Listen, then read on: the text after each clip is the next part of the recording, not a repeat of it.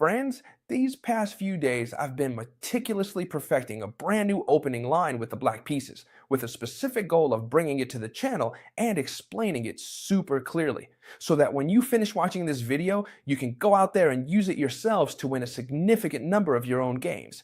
Yes, it's one of those lines you all love, because your opponent absolutely won't know what's going on, and you'll have completely everything under control. And on top of that, with the black pieces, when can you play this opening line? As long as your opponent plays e4. Sounds good, right? Why is that?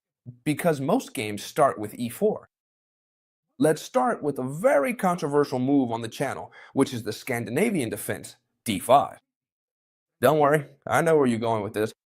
We've seen the Scandinavian defense many times on the channel, but this line is completely new, fresh, surprising, and spectacular. You'll see. What's the main idea behind this line? The idea is to make your opponent think they're winning, but that's not the case. On the contrary, they're going to fall for it like flies to honey. All right, let's get started. The idea behind the Scandinavian defense, as you already know, is that it's usually not very popular. Why? Because when they capture this pawn, which in fact is the only good move for white, we recapture with the queen, and the queen ends up in the center of the board, exposed to knight attacks. That's why we're going to play the most modern line with knight to f6, which we've already seen on the channel, all right? All right, we attack this pawn with the knight and the queen. They have two options, and we're going to look at both, don't worry. For example, they can play c4 if they want to keep this extra pawn, taking advantage of the fact that we haven't captured it right away. It's also very common among amateurs to play knight to c3, which is not a good move at all right? And they can also play the best move white has here, which is, look, I'm not going to try to hold on to this pawn, and I'm going to play d4, allowing you to capture it. There's no problem at all. In fact, we're going to capture it with the knight. And in this way, white has occupied the center with their pawns. In fact, they can keep pressing, for example with c4, and now this knight has to move again. All right, pay close attention to this. My goal in explaining this video is to make the line super clear for you. And of course, you can watch the video as many times as you need. Obviously, there are people who watch the video once and remember everything by heart. I can tell you right now, that's definitely not the case for me. I've had to study this line pretty thoroughly, and there will be people who are like me. They watch this video, take notes, practice, watch it again. Everyone should do it however works best for them. Let's get to it. Make sure you remember this well. Where are we going to place the knight in this line? This is super important. Knight to b4. It might seem like a really bad move. That's the whole point. The idea is that here, there's a move for white that, if they think about it a bit, they'll realize it looks like a winning move. And the move is the following. Queen to a4. They check us and put pressure on our knight. What do the white pieces think here? If here you block with the queen or the bishop, I win a knight. That's what they're thinking, right? But what happens? If they bring the knight back, I push with d5 and also win the knight. And if they try to defend it with knight to c6, I still win the knight. So here, chess teacher, I'm not lost at all. Relax, trust me. The idea behind this line is that we're actually going to play knight to c6. This is our move, all right? It might look like we're shooting ourselves in the foot, because it's true that now these two knights are over defending each other, and they're attacking one, and now they can attack the other. They pin one knight, and if we move it, we'd lose the other, but we can't even move it because it's pinned. What do I do here, chess teacher? It seems impossible. Well, this position would be losing, listen to me carefully, this position would be lost for the black pieces unless there was the move b5. No one saw it coming. An incredible and strategic move that gives us a distinct advantage in every single line. And I'm going to show you how to win no matter what the white pieces do. First of all, they can take the pawn either with the c-pawn or with the queen. The most common thing is for them to capture this pawn because, for example, if they take this knight, they lose the queen immediately, right? So it seems like there's no other option. Every single time I've played this line, they've always captured this pawn, which is obviously what they have to do. For example, let's start by seeing what happens if they capture it with a pawn.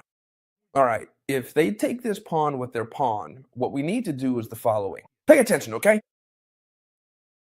Bishop to f5. Because bishop to f5, well, everything has its explanation. We counterattack the c2 square. What's our idea? Obviously, to get a knight to c2 with check and take the rook. So here, they have several options again. One would be to accept the exchanges and capture this knight, and the other would be to defend the c2 square. As always, we're going to look at all the options, because I'm going to teach you how to win with all of them. That's the idea of this video, that nothing slips by us and that every time you play this line, you win. For example, let's start by saying what happens if they capture our knight with the d-pawn. It's very simple. If they capture our knight with the d-pawn, they've immediately lost the game. Why? Because we have the wonderful move bishop to c2, which creates a fascinating double attack.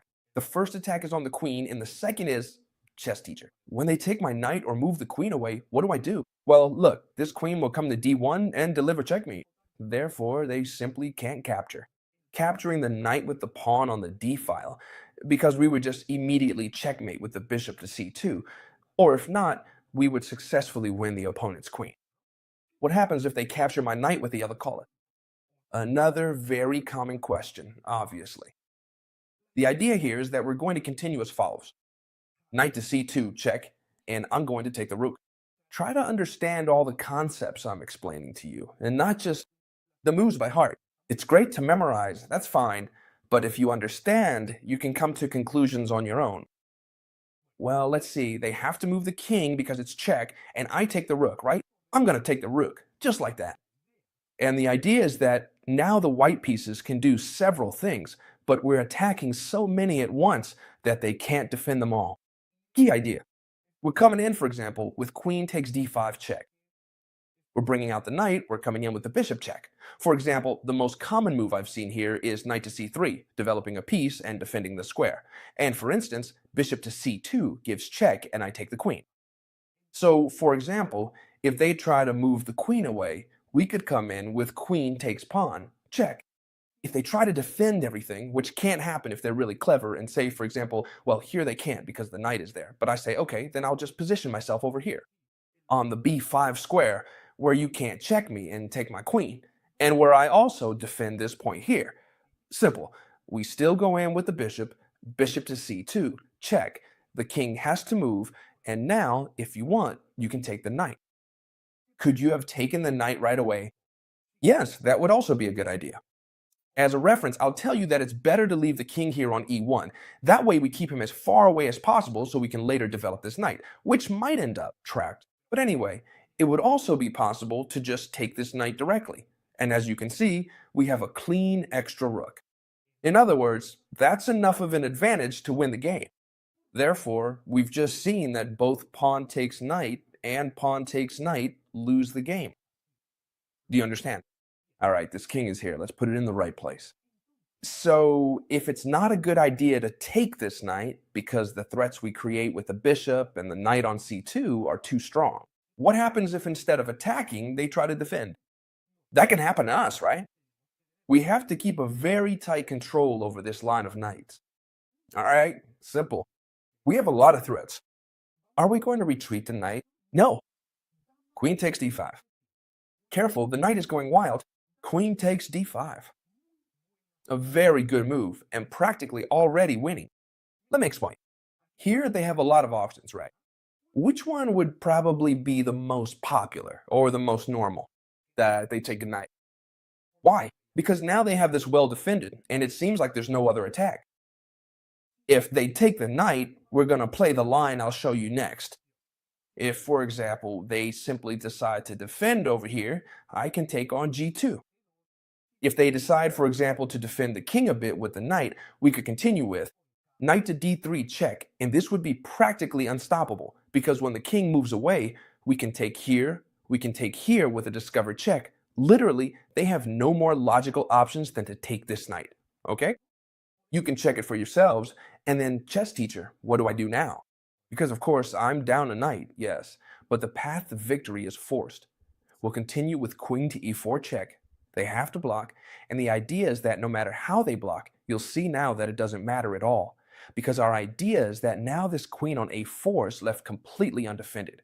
And with a knight jump, knight to d3 check, we're delivering a discovered check. Do you see it? and I'm going to take the queen, so I'll have an extra queen. Chesikir, I'm losing a lot of material. It's true that I have a queen, but in exchange for 3 pieces, so it could be similar, right? In terms of material, well, no. Because honestly, I'm just making this up, but there are a lot of lines.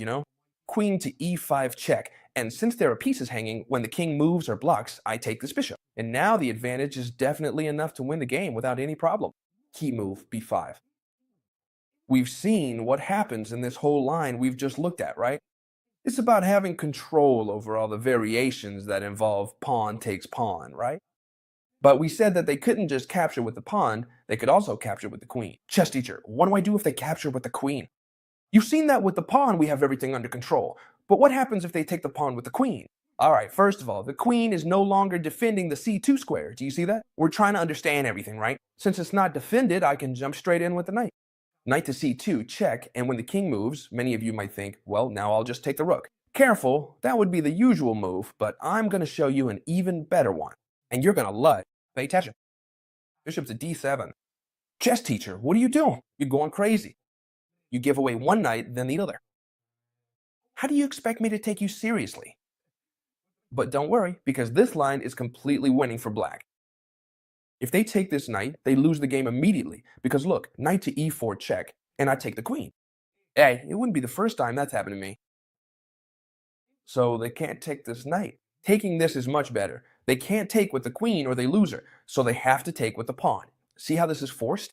That's why I like it so much, because it's a completely forced line. And it's impossible, my friends, for them not to make a single mistake. It's impossible for them not to make a single mistake. There are so many ways to make a mistake that they're bound to do it at some point. And now what? How do I continue, chess teacher, if they take this pawn? Well, it's very simple, because the line is forced and will win immediately. Pay attention. The bishop could go to f5, like in the other lines, but in this case, it's going to go just a bit further and come all the way to g4. With what idea? Well, the idea is that now we're telling the king it has to capture the knight. Many of you might think, can I play f3 and defend the check with the bishop's pawn? No, because bishop to g4 is a double check. Do you see it? It's a discovered check with the queen and also with the bishop. So there's no choice but to move the king. So there's no choice but to capture this knight. Very good. And now, pay attention to the forced line. We come in with the queen, queen to d1, they're getting themselves into trouble. They have to bring the king up. I take the bishop. Now, I'm only down a bishop, but trust me, material isn't what matters here, because it's going to be a forced checkmate. If they come toward the center, we can bring in the rook, and winning this would be a piece of cake. So they'd have to try to hide a bit over here, and then the lines are deadly. Bishop to d1, check. And now, how would you finish this off? Well, simply with e5, bringing in the sniper from f8, which allows for direct checkmate to the king. Logically, there's no way to save this. How could it be saved? By giving up the queen, giving up the pawn, but it would still be checkmate. Pay attention to this. We just played this knight to c6 to block the check, and it could be that our opponent doesn't go for d5 right away, because we're basing this whole video on the idea that our opponent doesn't play d5, which, yes, it looks like a winning move, but it could be that our opponent realizes, especially in classical games, that this knight is really annoying here, and some kind of very clever counterplay could appear. And a3 might seem like a really good move. I kick out this knight, which has no other choice, you see. It has to go to a6, there's no other move. And now, yes, this d5 looks much better, gesture. Everything you've explained to me gets shut down by this variation. Now I don't know how to continue. Well, don't worry, because we're still winning. And this variation is going to surprise you. It's impressive. We'll start with knight to c5, threatening the queen. A lot of people here will say, but Chesterker, this doesn't do anything. He simply plays queen to b5, keeps the pin on the knight. So he's threatening the knight on c5 and the knight on c6. If you threaten my queen, I'll take this one. If you try to do anything else, I'll take the other one. I really can't save myself. Well, here, there's a move that's almost impossible, I'd say, for anyone to find, because it's a pure engine move. But if we study it carefully, obviously, we'll manage to win the game. And the move is none other than b5. How can this be, chess teacher? I'm letting both knights get taken. Well, careful, not the one on c5 anymore, because it's defended by the knight. But logically, the other knight can still be captured. They simply play pawn takes knight, and I'm down a piece. And now I don't have any pieces left to counterattack. How should I continue? Well, it's very simple. Our idea is that here we've already won the game with the move b6. Why? I'm not understanding anything. Well, yes, friends, this queen is trapped. Our next move is going to be a 6, and we've trapped the queen. If they make any move, any at all, a 6, and we trap the queen. Do you see it? The only way they can try to escape is queen to b4 to go back. But that leads nowhere, because simply knight to d3 is going to win the queen. Check, and I take the queen. And if you take my knight with the bishop, watch out, because it was a discovered attack, and I still take your queen with the bishop. So be careful. So this line doesn't work for them either. This line is incredible. For all of you who are more advanced players, when we place the knight on b4, you must have already noticed, I suppose, that the tempting queen to a4 check, trying to win the knight, might seem like a fantastic line for white, but it completely falls apart with what we've discussed and this marvelous, truly impressive and powerful move, b5. But then, what is the right move here for white? A 3 right away. Very good, that makes perfect sense. You attack my knight, and I have to pull it back. I'm attacking the d4 square with 2 pieces. A lot of people don't realize this. And for example, they develop their bishop. A lot of people don't notice this. And I'm attacking the d4 square with both my knight and my queen. They have several options. The usual move, if they want to play correctly, is knight to f3, right? They develop a minor piece and defend the d4 square twice. Even though white has a very good position because they're playing correctly, be careful because we have a certain dangerous counterplay. Bishop to g4. Right now, we're pinning this knight, so this pawn is once again attacked twice. If, for example, they play bishop to e2, they lose the pawn because bishop takes and then we take here. So they have to be sharp, right? It's not that easy. The correct move is bishop to e3, defending this pawn here again. So how do we continue, chess teacher? With an extremely strong move, e5. What a counterblow, right? They have 2 options, either capture or advance, because if they don't, we're going to advance and win a piece. So if they capture, it's a mistake, because we trade queens, we trade the knight here, then we recover this pawn, and they're left with these 2 doubled pawns. Well, this position is just fantastic for us. So what's the correct option, chess teacher? d5. Careful, if they've made it this far and guessed all these moves, it's going to be a very competitive game. But of course, obviously, your opponent has to know this position for white very precisely. And watch out, because we have a line that's really strong. It's not that easy to win this with white, quite the opposite. We play this extremely dangerous e4. We're telling our opponent, come on, get into the fight if you want. Take my knight, I'll take yours. And even though it seems like they're always going first, well, let me explain this clearly because I want you to have everything under control. If they don't capture this pawn, we're going to win the game. If they capture here, what happens? Very important. What would happen if they capture this f pawn? What do you guys think? Then they would win the game. Why? Because they would attack our bishop, and when we move it away, they'd capture over here. So what should I do, Chesigu? Well, there's a detail we can't overlook because it's extremely important. Before capturing this knight, I'm going to explain it well so everyone understands, okay? Knight exchanges here, right? They capture. So before capturing this knight, we need to exchange queens. Please remember this well. Before capturing this knight, we must exchange queens. And now things really change, because when we capture this knight, now they have to capture the pawn on b7. Let me explain again. If they capture here, check, and I take the rook. And not only that, but I also capture here and defend here. So now they absolutely have to play pawn takes d7, and this might look like it's one for white because they're going to take my rook and promote to a queen. No, because we get there first. Pawn takes on g2, discover check, so they have to either move the king or block with the bishop. Maybe it's better to move the king because that way we don't capture with check. And when we capture here, we promote, a queen. And a queen that also defends this pawn. No matter if they promote over here, we capture, and if we count the position, we have a queen up. Therefore, it's not at all easy to play this position, no matter how well the white pieces defend themselves. It's a dense video because we explain a lot of lines, but if you really learn it well, save this video, because if you know it well, you can win a lot of games with the black pieces. Very good video. Pay close attention, please, everyone who really wants to improve, seriously, because what's about to come out is what I've been talking about for a while now, okay? What we've prepared with Grandmaster Mauricio Flores, who is, in my opinion, one of the best grandmasters in Spanish speaking chess, and of course, also in English speaking chess, since he lives in the United States. Make sure you really study it because he put a ton of work into it.